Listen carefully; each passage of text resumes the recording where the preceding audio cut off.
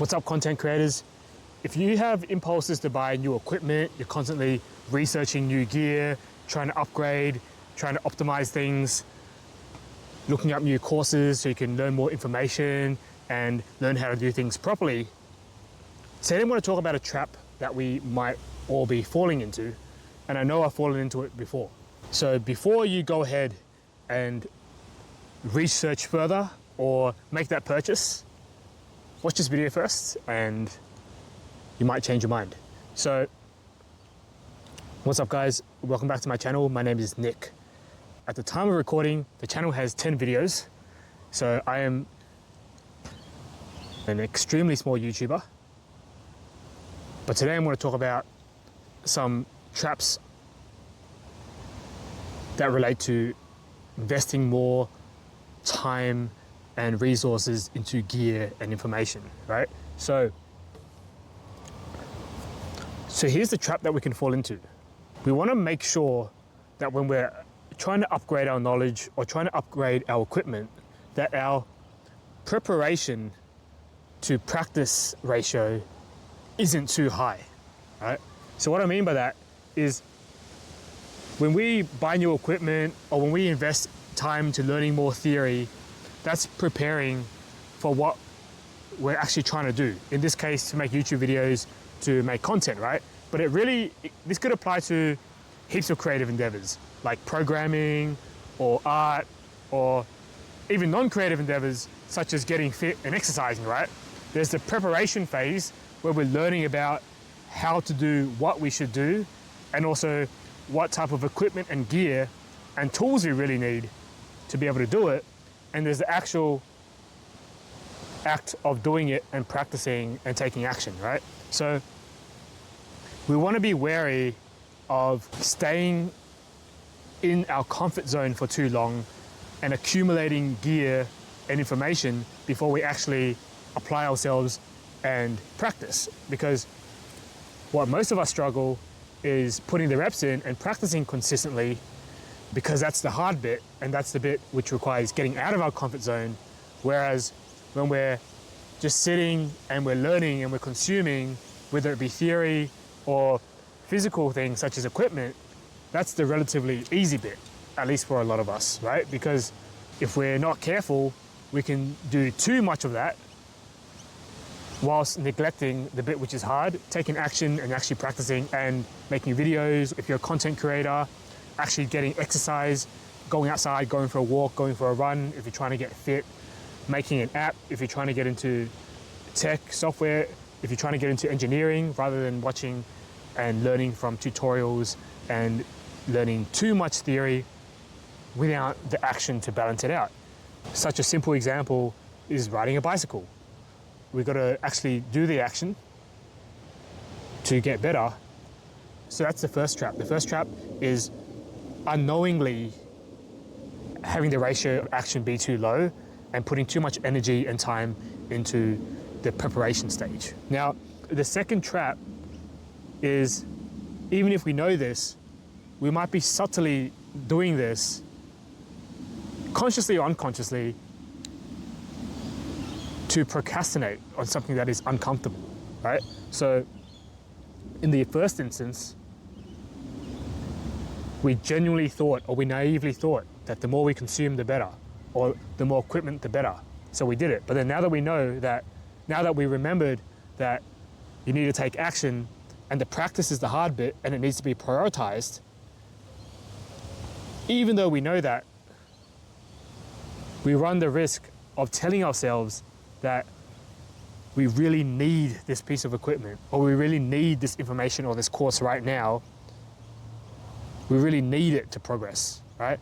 And the reason why it's a subtle method of procrastinating, it's because these things are actually valuable and that we actually might have good reasons and we actually might genuinely need them.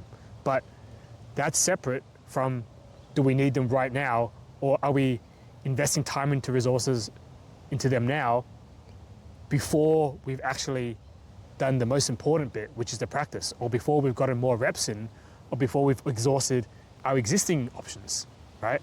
So we run the risk of productive procrastination because we're doing things which seem good on paper. They're related to what we're trying to get better at, but we're avoiding what we're actually meant to be doing. And then I think all of us know what we're meant to be doing, and it's going to be different for each person. And the third trap is we're continually reinforcing this pattern so that we're training our mind to often do the easy stuff first and procrastinate the hard stuff. If we give into this impulse time and time again, that's what we're training ourselves to do. And over time, it becomes harder and harder for us to do hard things and to do the right things unless they happen to be easy. And we default to theorizing more and consuming more rather than creating and taking action, right? So those are the 3 risks.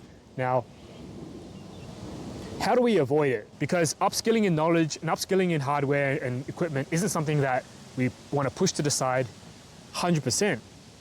That's why it's dangerous, because they're actually useful and we actually need them at the right time.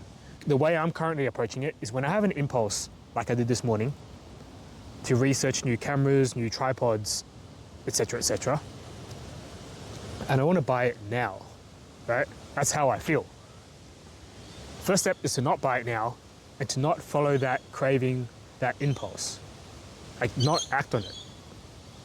So even if you feel like you need it now, you don't want to act on those impulses because you might regret them later.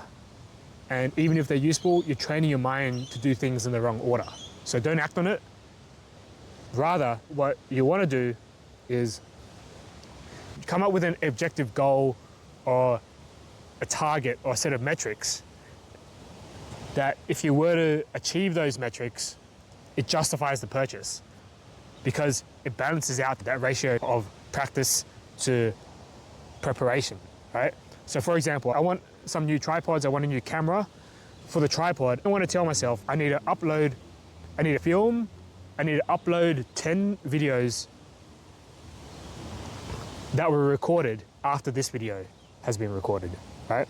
I think for me, that's enough action to justify a $30 or $40 tripod, right?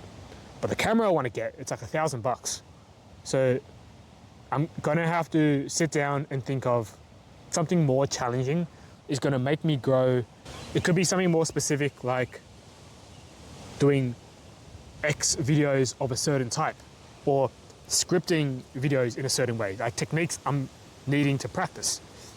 Because I think the amount of effort should be proportional to the investment, especially when you genuinely don't need it right now, or it's not a genuine blocker to your progress, and more progress can be made with your existing resources. Another example I've been considering lately is a teleprompter. It's a craving that's arisen in my mind. And I wanted the professional one where it's big, then it's got the glass and you reflect the text into the glass so you're looking straight into the camera. But to be honest, I haven't even attempted to script a hook word for word yet. And I've got other teleprompter options available to me that maybe aren't perfect, but I think before I get a teleprompter, I'm gonna have to exhaust those options, at least for 10 videos or more, before it becomes a good decision, right? So that's the type of thinking I'm talking about. Like, 1, don't act on that impulse, but 2, do the set actions that you need to do before you act on that impulse, so that by the time that you want to act on that impulse, 1, you might not want to anymore because you realize it was a silly craving in the moment, but 2, if it is a necessary decision, you've designed the timing in such a way that the practice to preparation ratio is more reasonable, right? So anyway, that's my spiel for today. If you're thinking about getting some gear recently, or you're in a similar boat with me, drop a comment below, let me know what you're thinking of. I hope that was useful, and I'll catch you guys on the flip side. All right, so here's an example of what I was talking about. Just wrote it up today. So I want to do a speaking course, which I think costs $300 or something. I can potentially reward myself with that once I've got 50 videos uploaded on this channel. I want to get a teleprompter, but to get that, I've got to attempt 10 videos. I've got to make 10 videos where I've scripted the hook, right? To get the cheap tripod, I need to upload 10 videos after this video today. And to get that camera, I'm going to have to do 5 conversations, like 5 videos where I'm talking with somebody, and 5 Pali Note videos, which is 5 tech videos on my tech channel. And maybe, I think as a stretch goal, film the A-roll for the ad or for an online course I want to make. So that's what I'm talking about, where that's quite a lot of action that I really need to do. And I really want to get these pieces of gear, but it's very easy. You just pay for it, then you buy it. So what I'm trying to organize is I can do all these actions first, then the practice to preparation ratio is balanced a bit, then I can get these after. Anyway, catch you later.